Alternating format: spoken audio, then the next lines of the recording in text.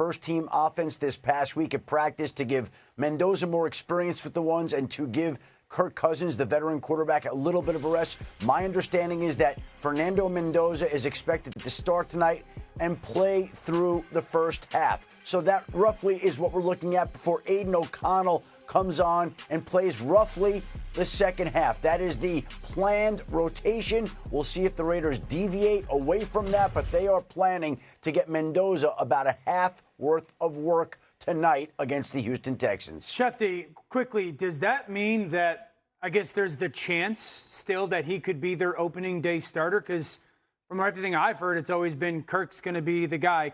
He's the starting quarterback. Is that still potentially going to change? Dan, my understanding there is that the Raiders' plan is to start Kirk Cousins on opening day. And the schedule is still very difficult early in the season. The Raiders are highly aware of that. They're not rushing to get Mendoza out there, but we are aware of the fact that each of the past 6 quarterbacks selected number 1 overall in the draft all have started on opening day. Mendoza would be the first in 7 not to do that, and that is their plan right now. But obviously, he's been impressive. He's coming on. It feels like he's making his mark, and we'll see how soon he does make his way into the starting lineup. I don't expect it to be in time for opening day. They don't want to rush him and play him right away, but they do seem to want to get him a lot of action in these preseason games. What do you need to see from him tonight? Yeah, one, are they going to play some of their starting offense, the Las Vegas Raiders, with Fernando? To my knowledge, Houston, the Texans, are not going to be playing their starters on defense. And so he's not going to be going against one of the, if not the great defenses in the NFL. But if they run their starters out there, there's a little bit more of an opportunity for him to kind of show this is what I'm capable of doing when the best, at least our best, are around me. We talked about it a bunch last week, a bunch more under center. That was really good. I saw him get through some progressions. I guess the next step would be, I do think the off-script, creative, broken plays that ended up becoming some sacks. How does he learn from those? You're not going to survive in this league taking a bunch of sacks that are quote-unquote unnecessary. He was really good on third downs. So can that continue? But another opportunity for him to just grow and continue to develop. But some of those run-around scramble plays, how much has he learned NFL-wise from those? It's fascinating you say that, Dan, because I'm talking to Raiders sources, and everything they want to talk about is a term you call above the neck. Yeah. That is preparation. That is pre-snap alignment. That is the stuff that you put in the work that's not actually on the field. And from what I'm told, this guy keeps meticulous notebooks. I mean, we're talking several notebooks of everything he's doing in practice, manually written. And his handwriting's not great, but manually written. And he's one of these guys that is just a sponge and is trying to absorb it all. But even with that, and his longtime quarterbacks coach, or the longtime NFL coach, Mike Sullivan's there. He said, this is the best I've ever seen as far as someone at that age in a preparation mode. Even with that, he admitted to jitters last week. He admitted to saying he could have done better. And we thought he played great. Everyone was raving about it. He said, there's stuff I could have done. And the stuff that we're talking about is anticipation, getting a feel for the game, the off-schedule stuff, and all that will come. But he has to work with the number ones at some point. And right now, for the most part, all training camp, it's been Cousins with the ones and Mendoza with the twos. They did send Mendoza out there in joint practices against the Houston Texans starting defense this week. So that's the defense that gave up the fewest yards of any in the league last season. So he gets to test out against them. More on this game as we go along. Time now for some top stories. Adam, the Buccaneers got one of their big contract extensions done. What can you tell us? Well, we tried to hint that this was coming this week, Dan, and they got it done last night. A 1-year extension, which essentially ties Vita Vea to the Buccaneers for 2 years and $48 million.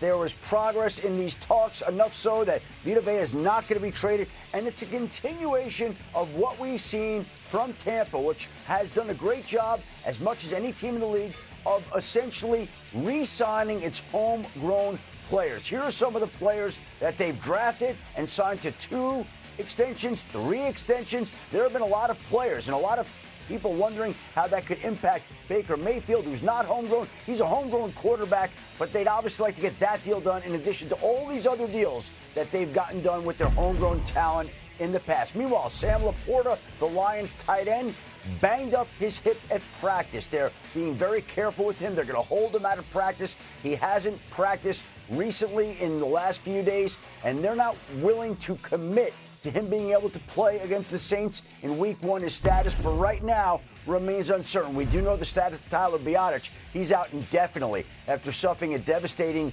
left knee injury against the 49ers in a joint practice. Went down. There was damage to his ACL. There was other damage in his leg. He's seeking additional medical opinions to find out how long he will be out. He's hoping to return this season. We'll see if that's possible, but for the time being, he is out indefinitely. Chargers made their offensive line a priority this offseason. They drafted 4 of them and signed 3, one of which was Biadasz, but they just can't catch a break. Last year, remember, they lost Rashawn Slater and Joe Alt, their 2 starting tackles. They started losing replacement tackles.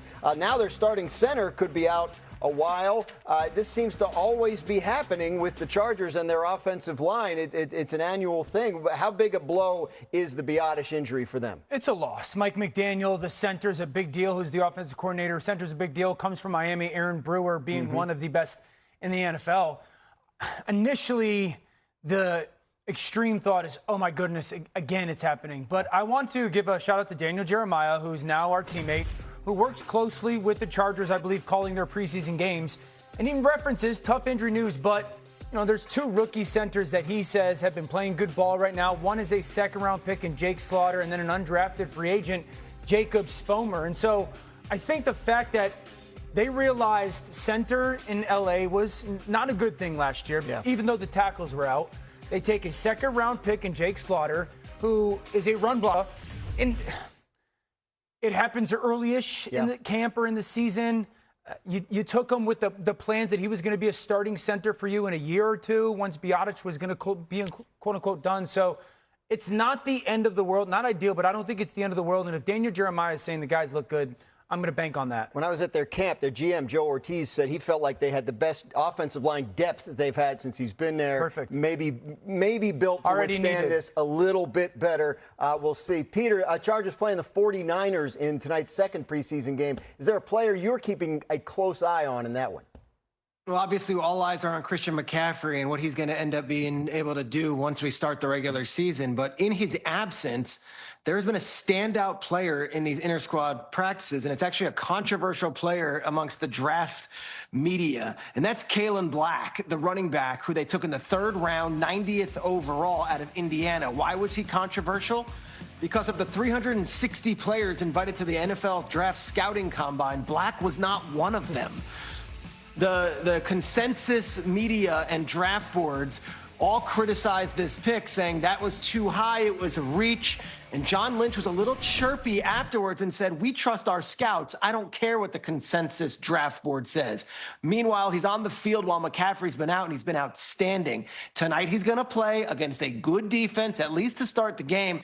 I'm curious to see if the Kalen Black pick ends up making a lot of us in the draft media who didn't have him getting drafted at all look a little foolish after many of us, me included, raised an eyebrow about seeing him go in the 3rd round. Black never started a game for Indiana, but that didn't stop him from leading all players in the college football playoff in rushing yards. Wow. So maybe the Niners are onto something there. We have a live report coming from that game later in the show, but we're just getting started on NFL Live. Bears are in action tonight. We go one-on-one with Caleb Williams. Dan explains why the pressure goes beyond just the quarterback this season. Plus, we go live to Los Angeles before the 49ers take on the Chargers tonight. We'll get the latest on Mike Evans and the strong connection he's building with Brock Purdy. Don't go anywhere. You're watching NFL Live.